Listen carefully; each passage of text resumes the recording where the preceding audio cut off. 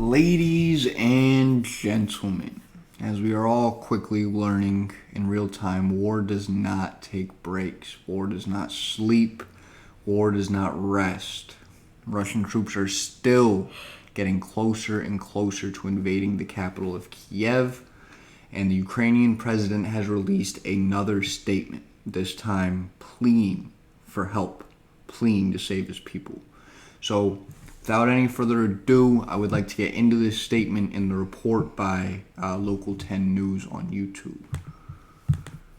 The big story tonight, Russia's invasion of Ukraine, leaving dozens killed and hundreds more injured. More explosions heard into the night as Russian troops close in on the capital.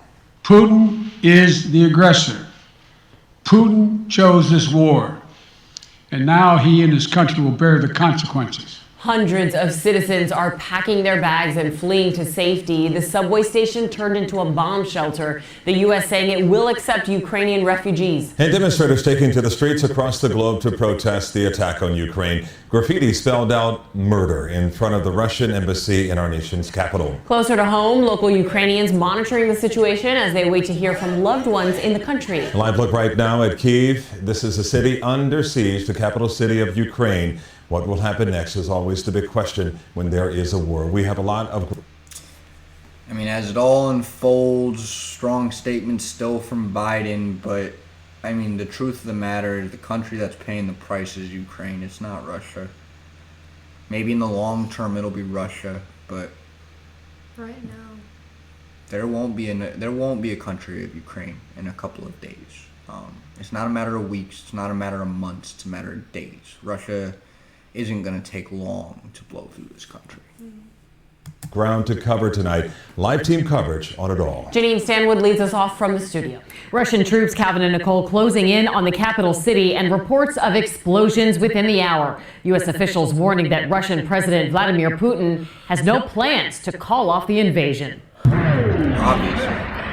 After Russian troops unleashed a brutal military assault on Ukraine, launching more than 160 ballistic missiles and rockets across the country, a fiery scene shows the destruction in one town in the southeast part of the country. And late Thursday, this video statement from Ukraine's President Zelensky that troops are closing in on the capital. We have information that enemy sabotage groups have entered Kyiv. Zelensky also says, despite Russia's claim it's attacking only military targets, civilian sites have been struck as well. Here you can see... Oh my God. It's insane to watch this unfold minute by minute, hour by hour.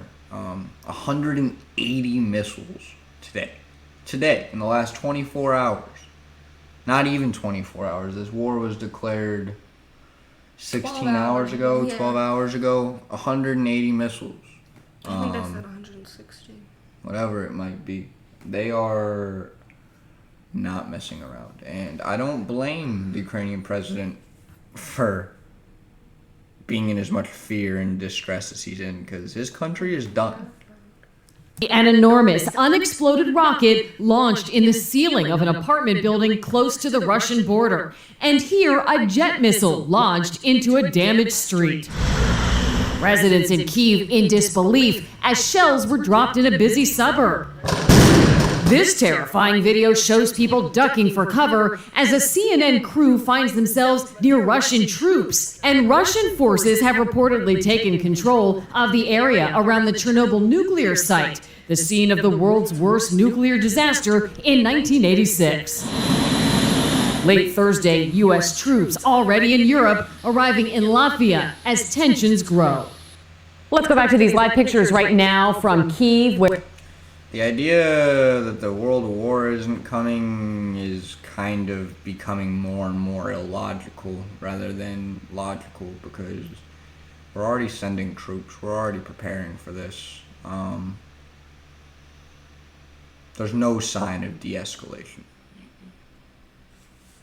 where it's about 6 a.m. We're told explosions can be heard in the area. In fact, administration officials tell U.S. lawmakers that Russian forces are about 20 miles from Kyiv. Ukraine's president has ordered men of fighting age to get ready. Nicole? Janine, thank you. Big story to the... With that being said, it doesn't look like this news is going to slow down through the night. It doesn't look like it's going to slow down through the week. It's not going to slow down through the months.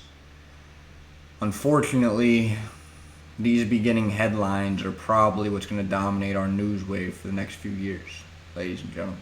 So, as we all prepare to enter into this very, very dangerous, dark, ominous, scary, maybe end times, my thoughts and prayers are with Ukraine, are with you. I hope the best for you. I hope you guys all have a great day tomorrow.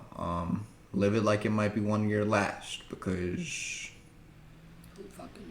who knows at this point.